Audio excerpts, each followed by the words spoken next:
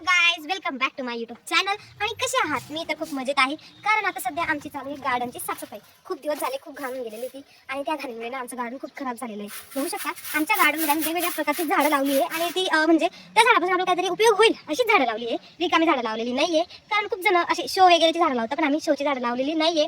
कारण आपण झाडं लावली म्हणजे कसं आपल्याला काहीतरी भेटायला पाहिजे. जसं आपण स्वयंपाकात यूज करतो, देवाला वाहतो, असं अनेक प्रकारची झाडं आपण आपल्या गार्डनला लावलेली आहे. तर चला मी तुम्हाला तर आपण आपल्या गार्डनला छान हिरवीगार झाडं लावली आहे. त्याच्यामध्ये हे जे झाड आहे हे बघू शकता, हे फुल आहे ना देवाला वाहतं. खूप महत्त्व याचं महादेवाच्या झाडाला. त्याच्यानंतर हे बेलाचं लावलं आहे, पण याच्यावर ना नेमकं काय किडे खराब कशामुळे झाले माहीत नाही, पण किडे बसूनच त्यांनी खाऊन घेतलेले पानं. त्याच्यानंतर ही जास्वंद आहे. जास्वंद दोन प्रकारचे आहेत माझ्याकडे. हे एक आहे, हे एक आहे. यांचे ना म्हणजे दोन टाईपचे फुलं आहे. हे एक जास्वंद आहे.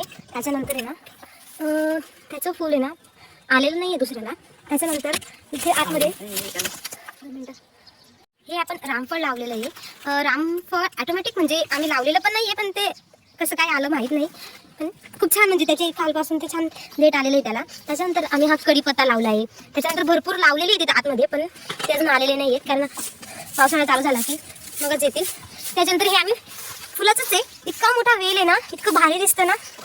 त्याच्यानंतर लिंबू लावला आहे.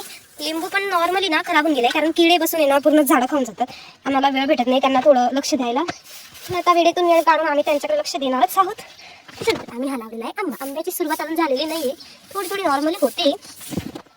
त्याच्यानंतर हे आमचं छोटंसं गार्डन आम्ही तयार केलेलं आहे आणि हे आम्ही घरीच तयार केलेलं आहे. बघू शकता ही जी दांडी ना ही ॲक्च्युली ना नागपुडे बांबू म्हणतो ना आपण त्या प्रकारची आहे. आणि असं हे गेट याला पॅक केलेलं आहे जेणेकरून आमच्या इथे ना साखळीमध्ये डुकरांचं प्रमाण जास्त असल्यामुळे ते काही झाडांना उगू देत नाही. त्यानंतर आहे ना मेंढी सुद्धा आमच्याकडे मेंढी पालन करणारे खूप लोक असतात. आणि ती मेंढी काय करतात, आतापर्यंत आमचं जेव्हा ओपन होतं ना गार्डन तेव्हा पूर्ण मेंढ्यांनी आमचं झाडं खाऊन घेतली. म्हणून आता मी पॅक केलेलं आहे आणि इतकं छान पॅक केलं आहे ना घराला. त्याचा लुक सुद्धा खूप भारी दिसतो आणि त्याला व्हाईट कलर मारलेला आहे. बघा इतकं छान व्हाईट कलर मारला आहे ना की म्हणजे अजूनही खराब झालेला नाही. हे पाऊस आणि घरच्या घरी आपण असं गार्डन सुंदर तयार करू शकतो.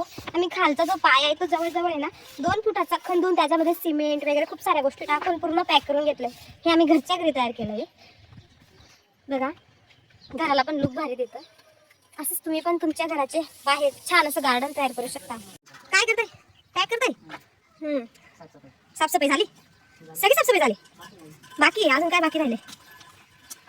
ते किती छान व्हाईट कलरचे फुलं आहे. त्याला कन्हेरची फुलं म्हणतात आणि कन्हेरची फुलं आहे ना महादेवाला वाहिली जातात. आणि थोडा आता पाऊस पडला तर त्याच्यामुळे ना म्हणजे अवकाळी पावसामुळे खूप सारं नुकसान झालं होतं आमच्या झाडांचं. पण काही प्रॉब्लेम नाही, थोडं थोडं नॉर्मल मध्ये साफसफाई करत असतो ना त्याच्यामुळे ते त्याला काही गरजच नाही पडली. तर जास्त त्याचं मेंटेनन्स ठेवायचं खूप महत्त्वाचं आहे. त्याच्यानंतर हे आमचं एक तुम्हाला माहितीच आहे, आपण घराचा ब्लॉग टाकला आहे तर आम्ही घरामध्ये खूप सारे चेंजेस पण केले आहेत. तर तुम्हाला पाहिजे असतील तर मला नक्की कमेंटमध्ये सांगा. आणि हे अशा प्रकारे हा आमचा ब्लॉग होता आणि आज ब्लॉग पाहण्यासाठी मला सबस्क्राईब करा आणि तुमचं प्रेम आमच्यावर असंच असू द्या. आणि पुढील ब्लॉगसाठी भेटूया नक्की. बाय.